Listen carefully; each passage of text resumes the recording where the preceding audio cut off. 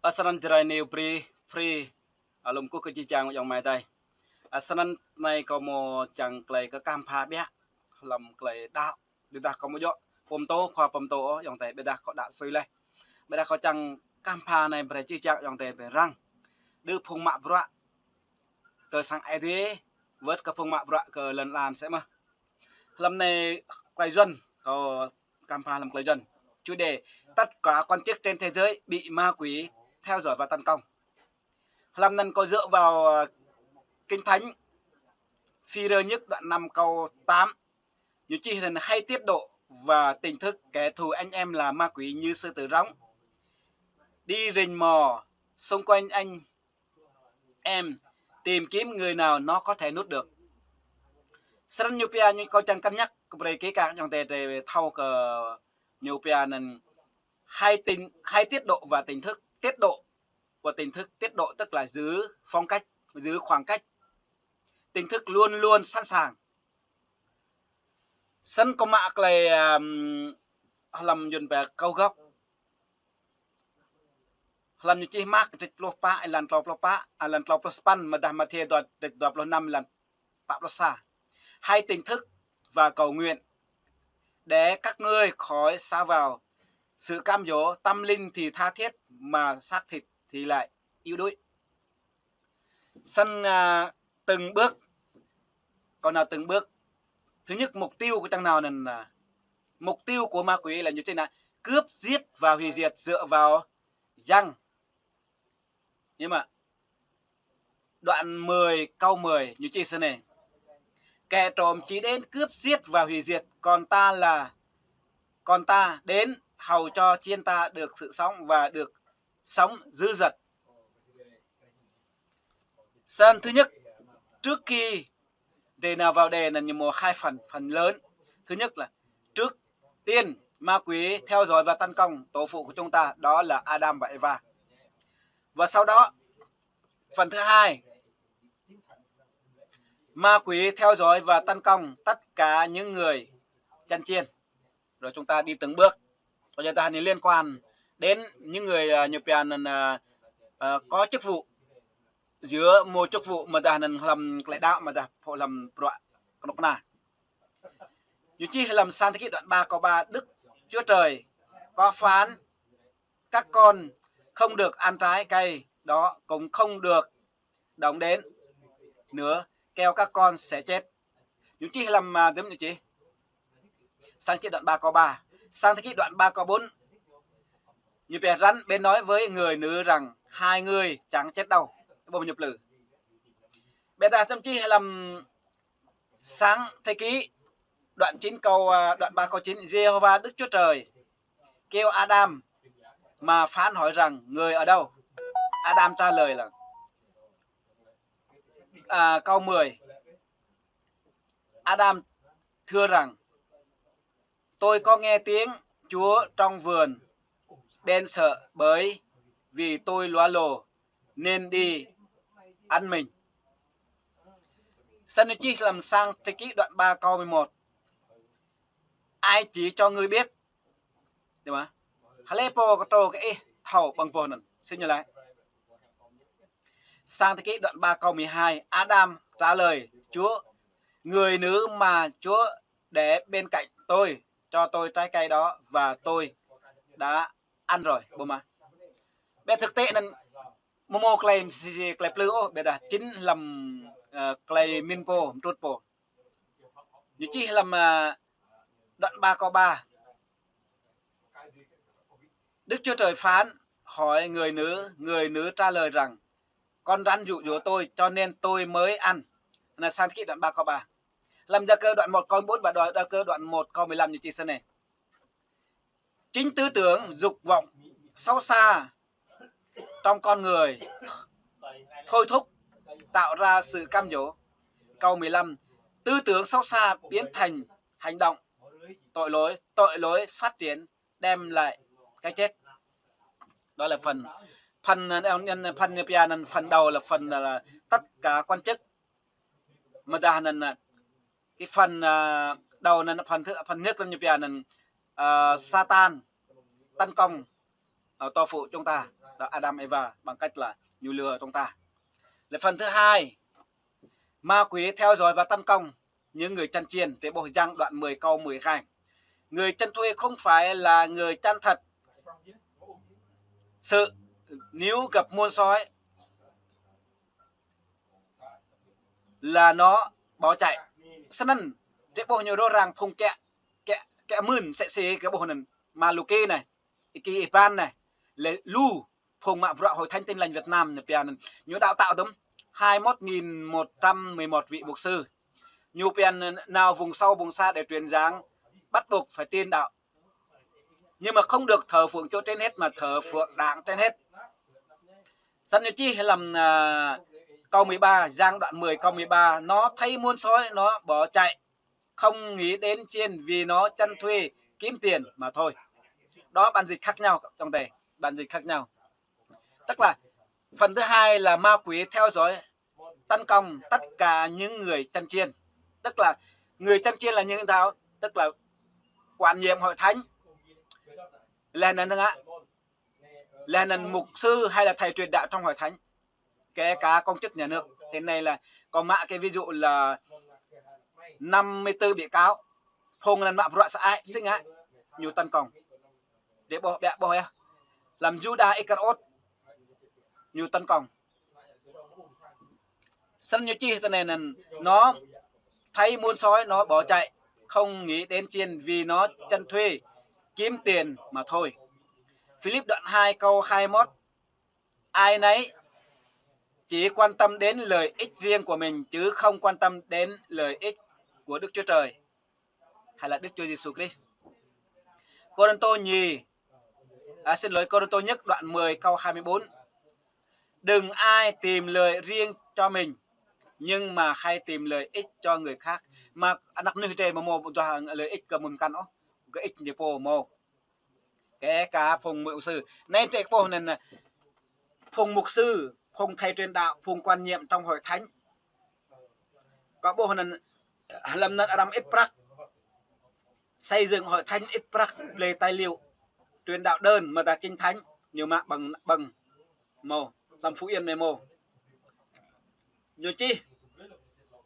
là cái đây là vất nhiều chi do hàn dịch luôn đua lần ma lần năm sẽ mà sân thế bộ cái phần cần nào tôi mai theo đoạn 6 đoạn 26 câu 15 như chi sân này. Sau đó Judah đến gặp thầy tế lễ Judah Iscariot hỏi thầy tế lễ, nếu tôi bắt thầy, tức là bắt Chúa Giêsu và tôi nộp cho các ông cho tiền thưởng cho tôi là bao nhiêu vậy? Sau đó họ đồng ý trả cho Judah Iscariot 30 lạng bạc và cần ngay số bạc cho Judah Iscariot. Này hình tất cả công chức nhà nước hiện nay lợi dụng chức vụ và quyền hạn. Sau đó câu mạ chủ đề là tất cả quan chức đều bị ma quỷ theo dõi và tấn công. Tại sao lại mạ chủ đề này? Bởi vì là công chức nhà nước từ trung ương cho đến địa phương lợi dụng chức vụ và quyền hạn. Tuy si lưu bình nhưỡng như lại là công chức nhà nước bị thoái hóa biến chất, xem tài sản người khác là chiếm lợi phẩm của mình. Họ không có đạo đức, tức là họ không có lương tâm. Họ chỉ có trong lòng của họ là mục đích của họ là làm lợi ích riêng của mình. Đây dựa vào trong kinh thánh.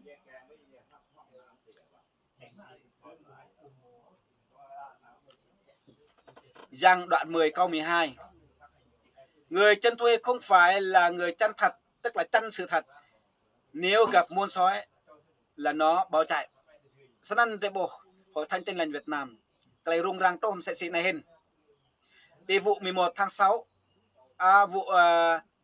Đúng rồi, vụ 11 tháng 6. Này hình lãnh đạo tỉnh ắt mô mắc đề trời. Lãnh đạo xã mô mơ, lãnh đạo huyện mô mơ sẽ xì làm thứ trưởng sẽ xì y thông là báo cáo từ quốc tế đi. Xin ạ. Như lẽ là dần mô kỳ thị có nhất đề này. Bây giờ trong cái vụ 11 tháng 6 này ngã cái vụ dồn về tức nước vừa bờ. Thứ hai nữa là cái vụ mà như pia là sự chèn ép của nước na không sàn sẽ dồn như pia là tục ngữ như lại là play pen như pia như thế này, không có lửa làm sao có khói. Tớ ta mà mỗ của nước na con sàn ngã sạt đập lần là cướp đất chuyện này cướp của, làm gì có cái vụ 11/6. Sau đó nhân pia nên là như chi hay làm mà plo xa plo tua plo làm sao mà nó thấy muôn sói nó bỏ chạy, không nghĩ đến chiên vì nó chăn thuê vì kiếm tiền mà thôi. Bản dịch khác nhau, bản dịch KHD. Rồi Philip đoạn 2 câu 21, ai nấy đều quan tâm đến lợi ích riêng của mình chứ không quan tâm đến lợi ích của người khác. Trong Cô-rô-tô đoạn 10 câu 24 rất rõ, đừng ai tìm lợi ích riêng cho mình nhưng mà hay tìm lợi ích cho người khác nữa. Này hình tất cả công chức nhà nước nhiều mạ với cương vị là như nhà nước của nhân dân, công an nhân dân, bộ đội nhân dân, nhưng trong đó nó làm tính bản thân nhiều lợi ích cho riêng mình, không có lợi ích cho xã hội, không có lợi ích cho nhân dân. Sẵn cái vụ nổ như vụ nổ vừa rồi là như vậy, xa súng vừa rồi là như tức nước vừa bờ là sự chen ép của nước na không san quá, bởi vì tức nước vừa bờ rồi như sự phản kháng là thứ ba, như vậy không có lửa làm sao có khói. Này hình của nước na ra tòa ép đặt bốn sang đây thằng ạ, nhưng mà ra tòa làm tính như ra tòa làm lưu động như chẳng bình yên nặc đề gà để lợi dụng như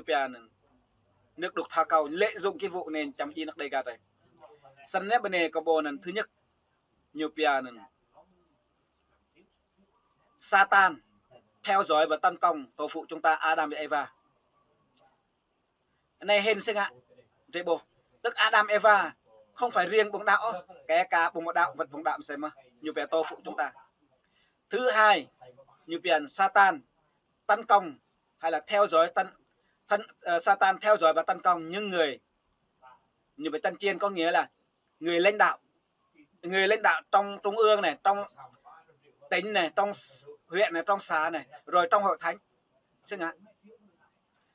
làm trung ương mong âm nuôi hối lộ, lợi dụng chức vụ và quyền hạn. Cái vụ như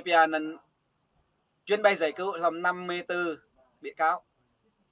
lâm nên Phạm Trung Kiên là đứng đầu, hối lộ 42 tỷ, trong đó 253 lần. Là nên cái vụ như Việt Á, có nghĩa là test Covid nâng giá, Chu Ngọc Anh, Hồng, Nguyễn Thanh Long lợi dụng chức vụ sẽ xin như thì ạ. Giờ là người chân chiên, ở đây tôi ví là người chân chiên hay là chủ đề thôi ạ. Tất cả quan chức trên thế giới đều bị ma quỷ theo dõi và tấn công. Như tục mạ vợ thuần này như bộ hồi lộ thuần tây mà hồi lộ như tục trên đóng tiền sau này như mạ vợ về lợi ích nhiều túi xin như chi làm Philip đoạn 2 câu 21, ai nấy chỉ quan tâm đến lợi ích riêng của mình chứ không quan tâm đến lợi ích của người khác hay là của Đức Chúa Trời, bởi vì Đức Chúa Trời là tình yêu thương. Giăng nhất đoạn 4 câu 8, ai không yêu thương thì không biết Đức Chúa Trời, vì Đức Chúa Trời là tình yêu thương. Nếu mà chúng ta yêu thương nâng bọc với nhau la lùm tum la rách thì chúng ta không bao giờ làm như vậy. Cho nên là kể cả phong mạ vợ sang hội thánh, kể cả phong mạ vợ lẫn là này bị mua chuộc, bị tôi xin như chi làm Gia Cơ đoạn 1 câu 14-15 như chi này rất rõ ràng. Như chi thế này, có đọc một lần nữa cho trong tay thầu. Bản dịch khác nhau trong đây, bản dịch đúng bản dịch rồi. Gia Cơ đoạn 1 câu 14. Chính tư tưởng dục vọng sâu xa trong con người đó thúc dục, thôi thúc phải là thúc dục, tạo ra sự cam dỗ. Gia Cơ đoạn 1 câu 15 chỉ rõ ràng. Tư tưởng sâu xa biến thành hành động. Nhưng mà hành động thành lẽ đập mà ta hành thật lo rip sân trong tay mày đây. Ở sân câu một lại cam halu bé đã có bề epo lang làm tàng có lại hình của chị. Sân play có soạn bài này có mua sao chép bài căn ô. Hoàn toàn cầu tự soạn hết, cầu dựa vào trong kinh thánh, tức là lấy kinh giải kinh. Chủ đề là tất cả công chức hay là quan chức trên thế giới đều bị ma quỷ tấn công, theo dõi và tấn công. Xin ngài theo dõi. Nhu lợi dụng chức vụ nhu làm xá như bằng prak ăn chặn. Nhu tục chức vụ làm huyện nhu ăn chặn prak rang sengá rang rok khay bồi thường như về lưu lục mà ta thiệt hại hoa màu mừng tình rok như bằng bớ tính rok mừng trung ương bằng mơ trung ương mừng sẽ xế mà này để bồi thường năm 2023 chủ tịch Võ Văn Thượng nào tí áo ý nào cầu prak nguồn Oria nhưng mà prak Oria như bằng như một bồm sớm nhiều lợi dụng chức vụ quyền hạn cho nên là câu mạng chủ đề là tất cả quan chức đều hay là trên thế giới đều bị ma quỷ theo dõi và tấn công. Theo dõi sự sơ hở Adam và Eva làm là như lại bằng mẹ một gì ô nhỉ bằng sưng à mắt sự tương rằng tơ ta phong mạ bọt sai đi phong mạ bọt làm sao mà tơ ta nhiều bị ăn chặn hôi lộ nhiều ngạ bọt dỗ đang có thể tây nhiều sẽ ra như bè mũi mắt mặn này ê chừng ra chừng bắt